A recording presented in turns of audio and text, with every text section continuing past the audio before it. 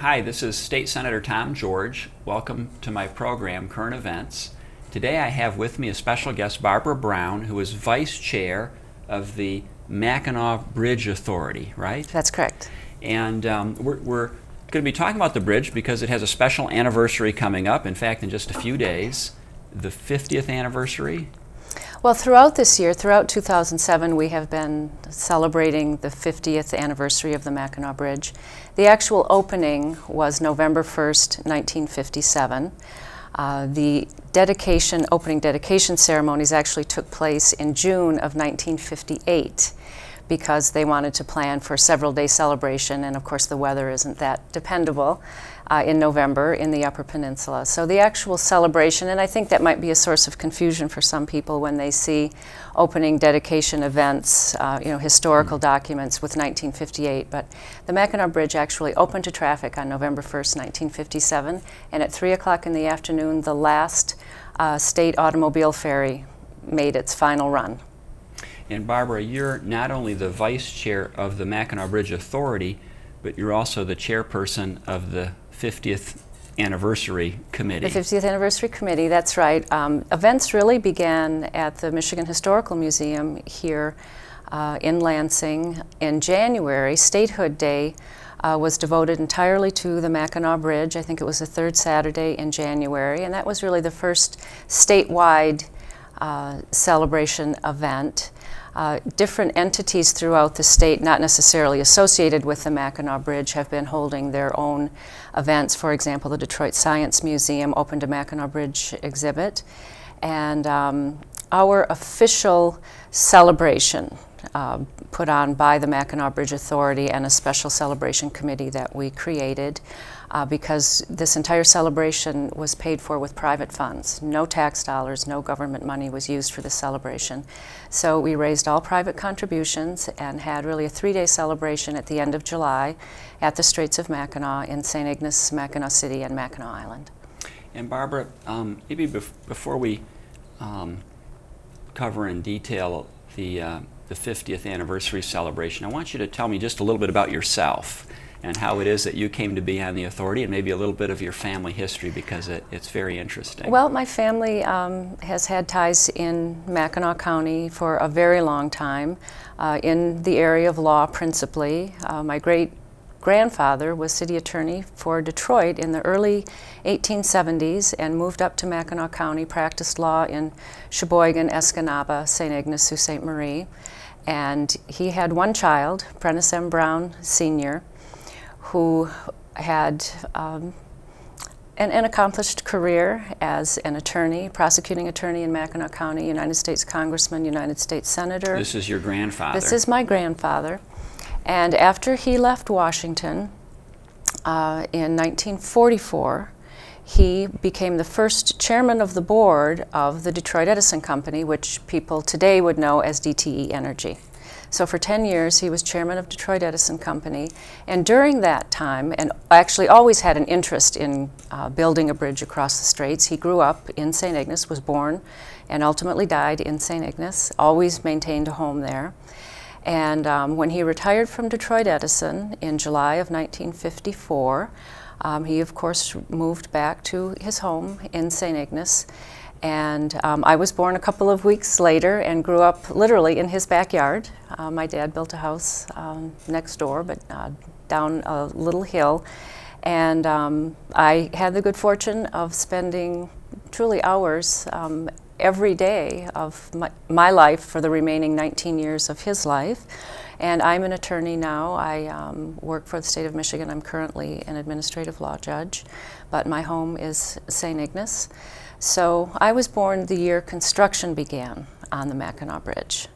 And my grandfather remained chairman of the Mackinac Bridge Authority until his death in December of 1973.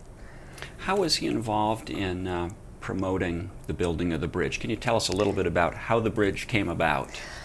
His role, well, it was multifaceted, but what his background allowed him to accomplish was a strong background in economics, and having been in Washington for 10 years as a member of Congress and the United States Senate, he had the political connections, because he was on Ways and Means Committee and all of the high economic committees of the United States Senate. He had many friends in business as chairman of Detroit Edison Company. The years that he was there, essentially 44 to 54, Detroit was still one of the wealthiest cities in not only in this country but in the world at the time. So he had connections in the banking world, in the investment world, in the political world. So to pull all of those areas together was really something that historians and people who were around during the time have told me that it was his ability to work in a nonpartisan, I suppose you could say nonpartisan or bipartisan way.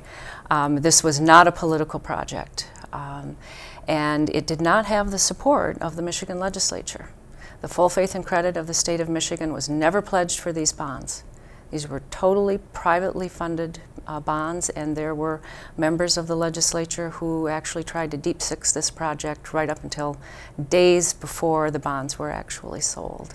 So it was touch and go in many, many aspects. And to go to New York City to find any underwriter, to sell nearly $100 million in bonds for a revenue project that was 300 miles from Detroit, and each bridgehead, the city of St. Ignace had about maybe 3,000 people. Mackinac City had 1,100 people. So you're going to these big New York bond houses saying, we would like you to underwrite $100 million in bonds, and by the way, they are going to be paid off, principal and interest, through revenue, and we're 300 miles from any urban center. It was quite a sell. There had been some earlier attempts to promote building a bridge, hadn't there? And then they had fallen short. They were, and they fell short for a variety of reasons. Of course, many people, many engineers, many politicians, many financiers thought, well, first of all, physically a bridge could not be built. You know, the currents are too strong, the water is too deep, we don't think the rock bed or the bedrock will hold it. You know, the winds, the ice, you know, so many physical challenges to the engineering task, as well as the financing difficulties, and then getting, you know, the support of, you know, the people of the state of Michigan.